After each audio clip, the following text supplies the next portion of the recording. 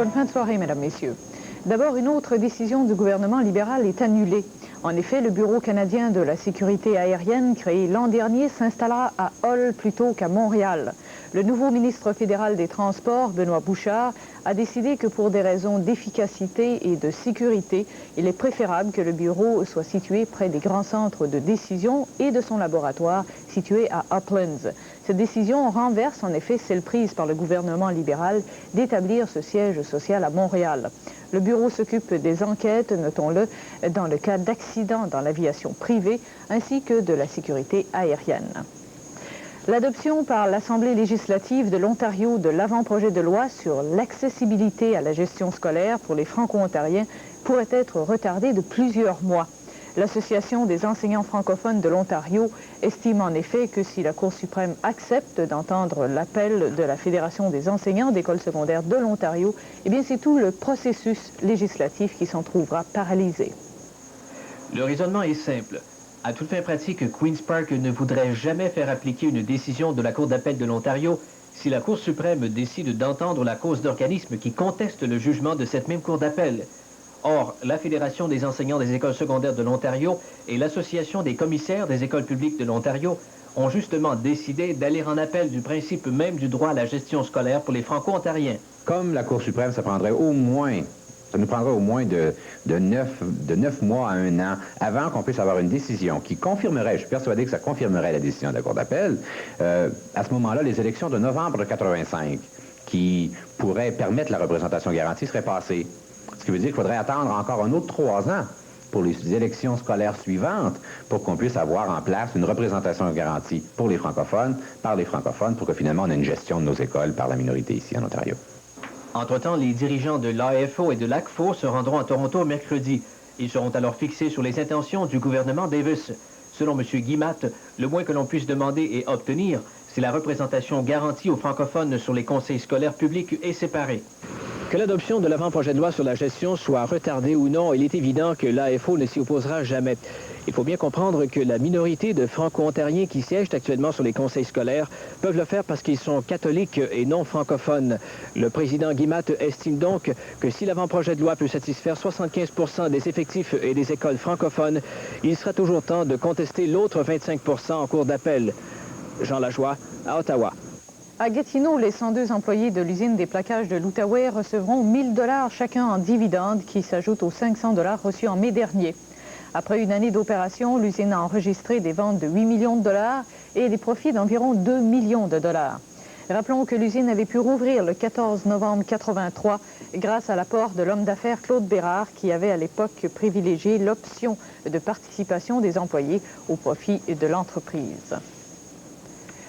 La succursale de la Banque de commerce située sur le chemin Montréal à Vanier a été la cible d'un vol à main armée aujourd'hui.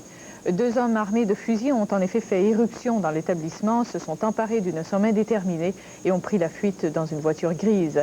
Personne n'a été blessé au cours de ce méfait. À compter d'aujourd'hui, la Société canadienne des postes a ajouté 300 nouveaux points de livraison de courrier à Ottawa et à Gloucester.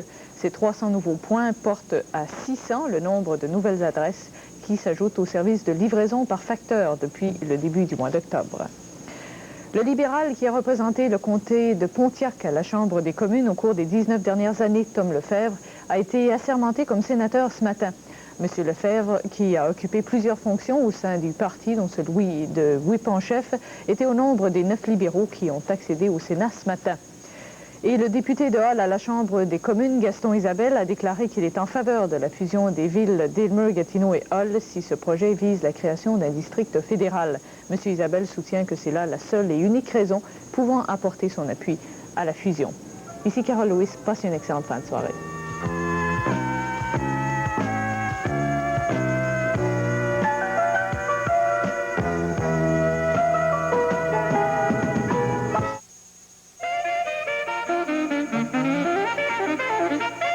Le mercredi à CHOT, Cagney et Lacey. Sharon Gless et Tyne Daly incarnent Grace Cagney et Marybeth Lacey, 2 femmes détectives qui mènent leur enquête dans les quartiers populeux de la métropole américaine.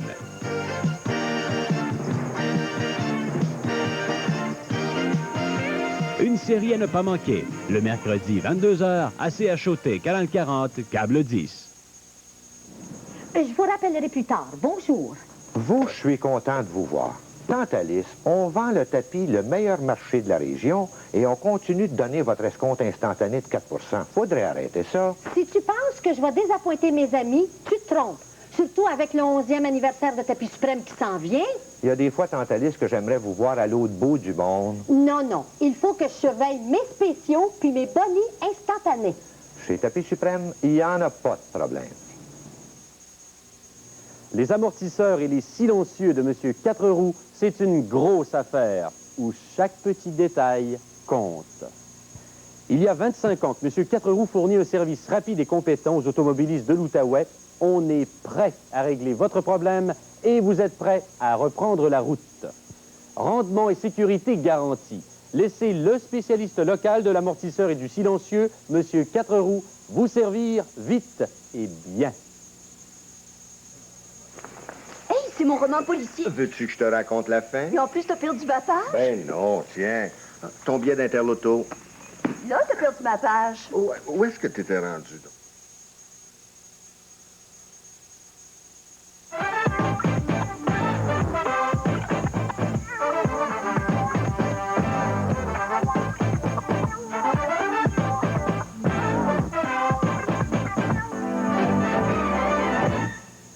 Bonsoir, mesdames et messieurs. Le Canadien commencera demain soir à Détroit une série de 4 matchs à l'étranger en affrontant les Red Wings à l'Arena Joe Louis. Et tout semble indiquer que ce match marquera le retour au jeu du défenseur Tom Curvers, tandis que le joueur de centre Alfie Turcotte, un résident de la région de Détroit, aura vraisemblablement la chance de disputer une 4e partie seulement cette saison pour le Canadien. Et John Chabot, un autre joueur de centre, serait par ailleurs laissé de côté par l'entraîneur Jacques Lemaire pour ce match. Les Nordiques, de leur côté, recevront demain soir les Jets de Winnipeg au Colisée. Et d'autre part, les Nordiques ont dévoilé aujourd'hui le nom de leur joueur par excellence pour le premier mois de la saison. Et Jean-Jacques Fortin nous en dit plus long. En effet, à Québec, l'ailier gauche Tony McKegney, 26 ans, connaît le meilleur début de saison de sa carrière et son excellent travail a été reconnu en étant proclamé le joueur d'octobre des Nordiques. McKegney a été presque un choix unanime chez les journalistes, avec 12 premières mentions sur une possibilité de 14. Il a récolté 40 points, le double d'Anton Stachny. Au cours du mois, il a réussi 8 buts dans son premier tour de chapeau dans l'uniforme des Nordiques et récolté 5 mentions d'assistance.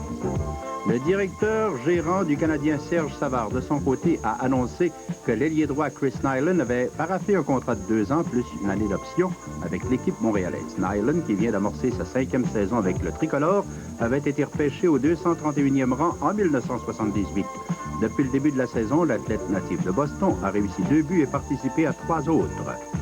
D'autre part, à Buffalo, les Sabres ont rappelé le gardien Tom Barrasso de leur filiale de Rochester de la Ligue américaine. Barrasso a rapidement fait ses bagages après un revers de 5-4 subi en prolongation face aux Saints de St. Catharines. Avec le Rochester, Barrasso a conservé une fiche de 3 victoires, 1 défaite, 1 match nul et une moyenne de 1,30 buts. Les Islanders de New York ont encaissé hier soir à Boston une 3e défaite de suite, tandis que les Oilers d'Edmonton disputaient un 12e match consécutif sans connaître la défaite en disposant, mais difficilement, des Jets de Winnipeg. Et voici justement un aperçu de ce qui s'est passé dans ces 2 matchs. Le seul but de la première période est allé à Tom Fergus, qui a fait ricocher un tir de loin. Au début du 2e tiers, Charlie Simmer a compté en faisant dévier un tir des défenseurs Raymond Bourque. Au milieu de cet engagement, sur des passes de Louis Slager et Bourque, Fergus y allait de son 2e du match pour porter le compte à 3-0. Le vétéran Rick Middleton, qui a joué à la hauteur de son talent, a relayé le disque à Dave Silk et c'était 4-0. Quelques secondes avant la fin du 2e 20, Middleton poussait le disque à Silk dans l'enclave et c'était son 2e but du match. Victoire des Bruins 6-2. À Winnipeg, aucun but en première période. Dale Howard-Shock, avec son 5e de la saison, donnait l'avance au sien 1-0. Il a déjoué Andy Moog à 5-27, assisté de Paul McLean. Moins de 2 minutes plus tard, Wayne Gretzky nivelait le compte 1-1 avec la complicité de Jari Kurri. Gretzky en était à son 12e de la saison. À la 5e minute en 3e, Kurri profitait à son tour d'une passe de Gretzky pour enregistrer le but de la victoire. C'était son 11e. Grâce à cette passe, Gretzky rejoignait Mike Bossy au premier rang des marqueurs. Maintenant, dans la Ligue nationale ce soir, il y a un match qui est présentement en cours en troisième période. C'est Minnesota qui mène 4-3 sur Toronto. Début de Keith Acton, son premier pour les North Stars. Les autres, Neil Broughton, Craig Artsburg et Brian Bellows. Et pour les Leafs, Jim Benning, Jim Korn et Rick Vaive. Et en deuxième période, c'est 0-0 entre les Blackhawks de Chicago et les Kings de Los Angeles. Et le gardien Steve Janicic, qui a mené les Kings de Los Angeles à 3 victoires consécutives, dont une de 7-0 sur les Maple Leafs, a été proclamé joueur par excellence de la semaine dans la Ligue nationale. Janicic a été préféré à Mike Bossy des Islanders, qui, rappelons-le, a connu un match de 4 buts contre le Canadien jeudi dernier.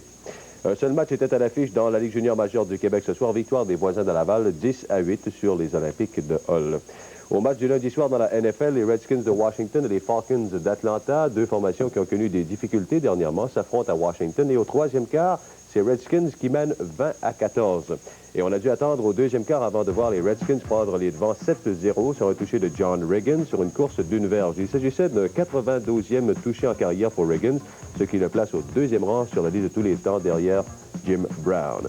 Et les Redskins ont ensuite doublé leur avance lorsque le quart Joe Theismann, sur une situation de quatrième jeu, a lui-même franchi la verge qui le séparait de la zone début. Mais toutefois, avant la fin de la première demi, les Falcons ont brisé la glace à leur tour lorsque Gerald Riggs a couru une verge pour le majeur et les Falcons couronnaient ainsi une poussée de 83 verges en 14 jeux. Et nous sommes maintenant au troisième quart, on le rappelle, et les Redskins qui mènent maintenant 20-14.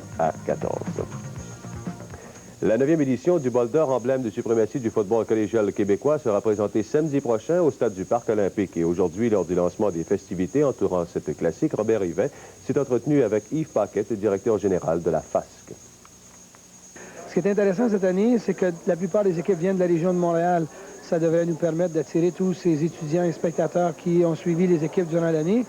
Une deuxième chose qui est aussi un fait anecdotique, si vous voulez, il y a deux équipes de Ville-Saint-Laurent qui sont sur le boulevard Sainte-Croix à quelques 100 mètres de distance dans le 2A et dans le 3A, les collèges Saint-Laurent et Vanier.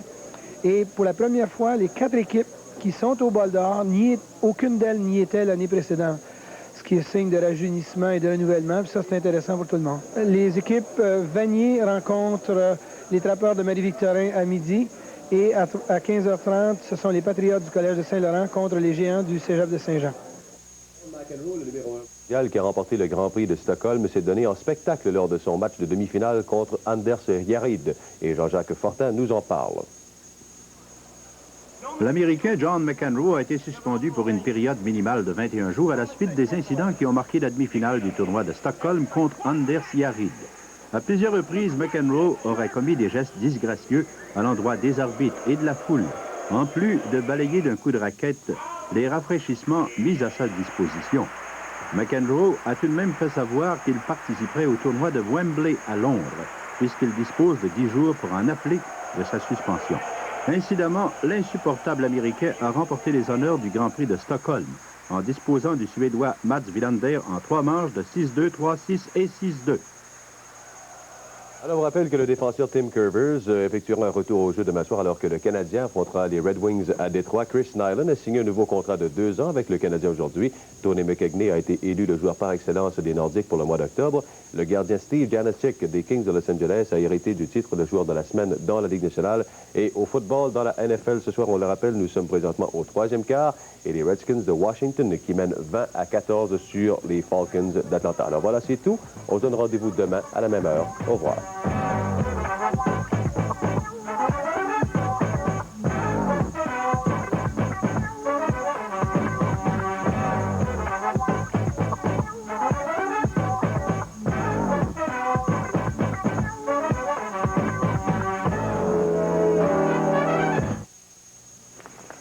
C'est mon roman policier. Veux-tu que je te raconte la fin? Et en plus, t'as perdu ma page. Ben non, tiens. Ton billet d'Interloto. Là, t'as perdu ma page. Où est-ce que t'étais rendu, donc? Est-ce qu'elle venait de tuer son mari? Elle le tue? Oh, non, raconte-moi pas tout. Je te dis que des fois, la vie avec toi... La vie avec moi, c'est tout un roman, hein? Heureusement que j'ai mon inter. Tirage vendredi prochain pour 250 000 et bien des façons différentes de gagner. Quelle différence y a-t-il entre les beignes Dunkin' Donuts et les autres beignes? Les beignes Dunkin' Donuts sont faits à la main. La plupart des autres sont faits à la machine. Dunkin' Donuts travaille jour et nuit pour vous offrir les produits les plus frais qui soient. Qui d'autre vous offre 52 délicieuses variétés? Et qui d'autre vous offre tout cela 24 heures par jour à travers le Québec? Qui d'autre que Dunkin' Donuts? Ça vaut le détour. L'entrepôt du couvre-plancher de Hall 150 chemin Freeman. Cette entreprise de l'Outaouais vous offre le plus vaste choix de tapis, de tuiles, carreaux d'asphalte, de céramique. Des experts vous conseilleront, et ce, dans une atmosphère de calme et de détente. Nous savons que le choix d'un couvre-plancher ne doit pas être fait à la hâte. Nous visons la qualité du produit et la qualité d'exécution pour que votre achat dure le plus longtemps possible. L'entrepôt du couvre-plancher, une entreprise familiale de l'Outaouais qui connaît bien les exigences et les contraintes des familles que nous servons. Le mercredi à CHOT, de l'action dans la série policière Magnum. Un détective aux méthodes peu orthodoxes qui nous entraîne dans des aventures palpitantes. Magnum avec Tom Selleck, une autre primeur le mercredi à 19h30 à CHOT, Canal 40, câble 10.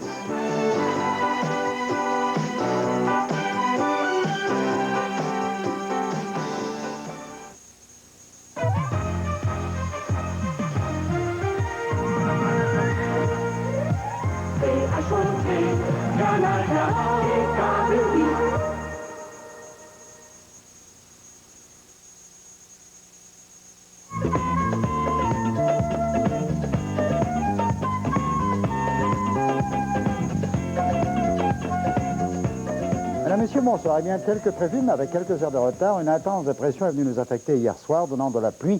Pluie la nuit dernière et pluie toute la journée aujourd'hui sur le sud de la province. Et on voit d'abord que le jet stream descend assez profondément maintenant vers le golfe du Mexique. Et la dépression qui nous affecte s'est déplacée dans le golfe du Maine. Et au moment où nous parlons, elle remonte maintenant vers les maritimes de la Nouvelle-Écosse et continuera de nous affecter. Derrière, un flux d'air un peu plus froid va nous donner quelques flocons de neige par endroit, notamment sur le nord de la province. De la neige pour cette nuit, demain et après-demain, un genre de ciel variable, une tendance au dégagement. Les températures vont rester bloquées. Le minimum de cette nuit va devenir le maximum pour demain, -8 et -8. Du côté de Cheverville jusqu'à Manicouagan, là, devant la dépression, -1 et ça reste bloqué à -1. Le front est passé maintenant sur le sud de la province. Donc pour l'ouest, de l'Abitibi jusqu'au réservoir Kamonga-Gouin, mélange de pluie et de neige pour cette nuit. Demain, un peu de neige avec percée de soleil, des vents modérés. Retour du soleil pour mercredi. -4 cette nuit, maximum de 0 pour demain. Donc baisse des températures. De l'Outaouais jusque dans l'Estrie et la Beauce. De la pluie pour cette nuit. Éventuellement quelques flocons de neige demain avec percée de soleil, des vents modérés. Et du soleil pour mercredi. Minimum 2 et maximum 2 degrés également. On retrouve ces mêmes températures.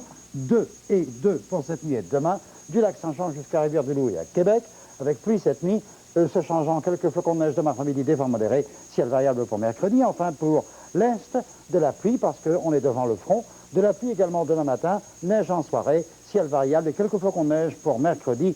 Là aussi, les températures restent bloquées, 4 comme minimum et un maximum de 4 degrés.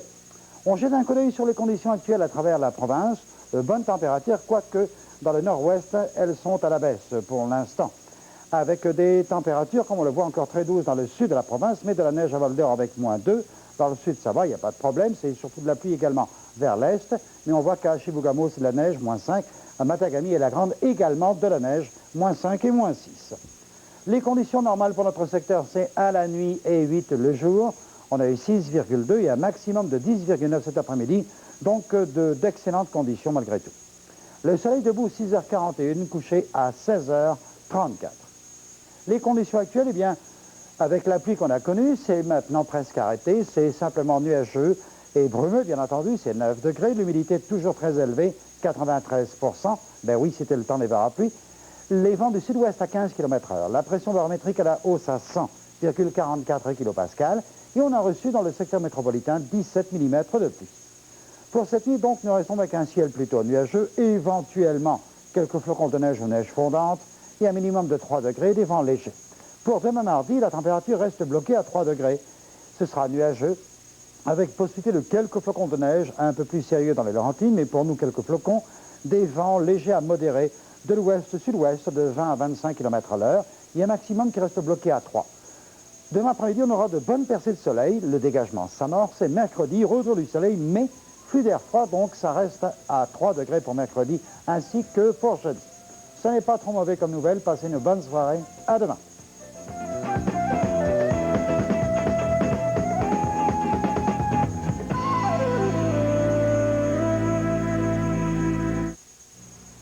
L'Auto Shell 2, le jeu où chaque billet peut vous faire gagner jusqu'à 1000 $ d'essence. Êtes-vous prêts? Partez! Sur 6 cases, 2 sont identiques. Trouvez-les en 2 coups, pas plus, et vous ferez peut-être le plein pour longtemps. Jusqu'à 1000 $ d'essence à gagner. Et les champions, remplissez aussi le verso du billet et vous pourriez gagner quoi? Une superbe Corvette. Shell en offre 4. L'Auto Shell 2. Jouez pour gagner. Je vous rappellerai plus tard. Bonjour. Vous, je suis content de vous voir. Tant Alice, on vend le tapis le meilleur marché de la région et on continue de donner votre escompte instantané de 4 %. Faudrait arrêter ça. Si tu penses que je vais désappointer mes amis, tu te trompes. Surtout avec le 11e anniversaire de Tapis Suprême qui s'en vient. Il y a des fois, tant Alice, que j'aimerais vous voir à l'autre bout du monde. Non, non. Il faut que je surveille mes spéciaux puis mes bonnies instantanés. Chez Tapis Suprême, il n'y en a pas de problème.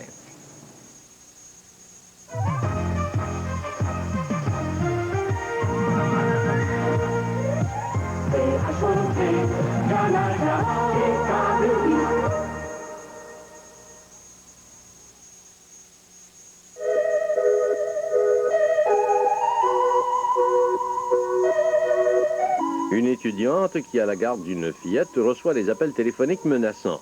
Voici au cinéma de fin de soirée cette production norvégienne, Angoisse.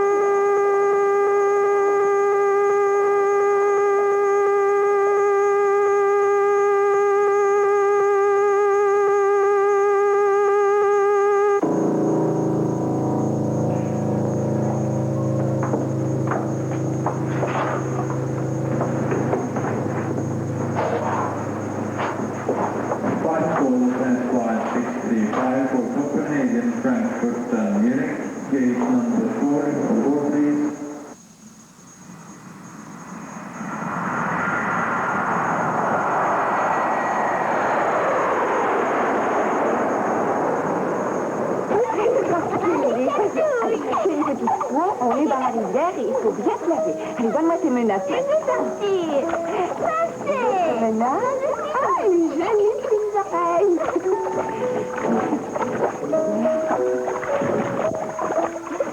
Le petit ventre maintenant. Tu penses que les habite? Souviens-toi, tu as promis d'être raisonnable. Ne te tracasse pas, oublie la maison, dis-toi que tout va très bien. Sophie est certainement en train de la gaver de chocolat et de glace et notre petite Lise fait de clown. Ah non, détends-toi. C'est presque fini.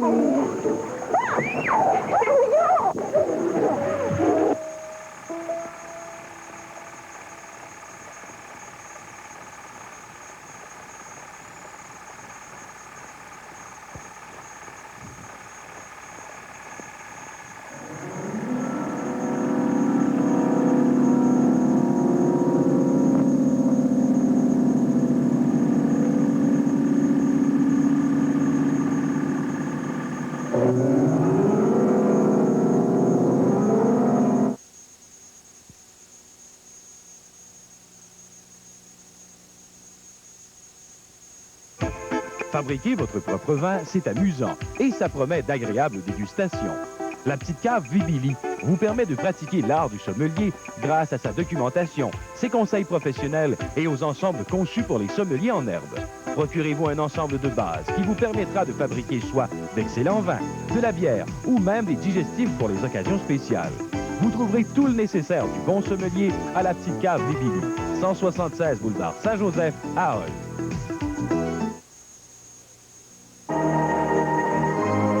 Nous l'appelons Daisy, Philippe. La princesse Daisy. Votre autre petite fille est vivante.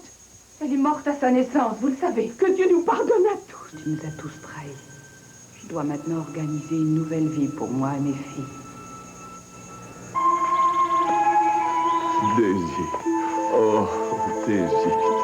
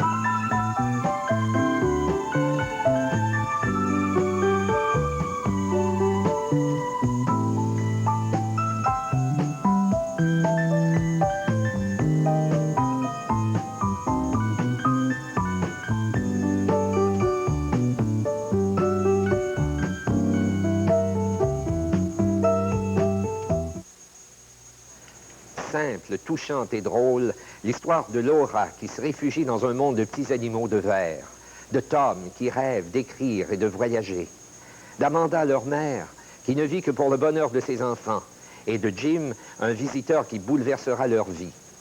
L'œuvre passionnante de Tennessee Williams reste actuelle et magique. Mise en scène de Gilles Provost, c'est une production du Théâtre de Lille, présentée du mercredi au samedi à 20h30 à la Maison du Citoyen de Hall. CHOT est fier de participer au concours Mademoiselle Teen Outaouais 84. Une expérience extraordinairement enrichissante. Une chance de devenir Mademoiselle Teen Canada au concours international qui aura lieu à Toronto le 4 mars 85. Une chance aussi de gagner de nombreux prix et surtout une occasion de faire valoir ses talents et sa personnalité. Vous avez entre 14 et 17 ans, alors inscrivez-vous avant le 9 novembre à la Maison Flores, 240 rue Berry à Hall. Le concours Mademoiselle Teen Outaouais 84, une commandite de CHOT.